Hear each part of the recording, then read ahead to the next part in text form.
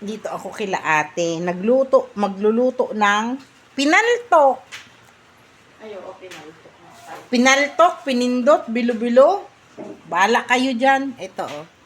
Chuwan. Yung mga pamangkin kong bulinggit ang nag-ano yan. Nagbilog-bilog. Tsaka yung pamangkin kong bulinggit. Ayun. Siya lang kasi maliit sa amin. Oh. Totoo naman na. Ikaw lang yung maliit dati. Wala pang 1 kilo yung iluluto na bilo-bilo. Pero yung mga ricado, ayan o. Chawan. Shit ko, Pina. Shit ko, Pina. Ang magluluto niya yung pamangkin kong bulinggit. Ayun o. Malingit talaga. Basher talaga ito. Pinasher na. Uy, ano ko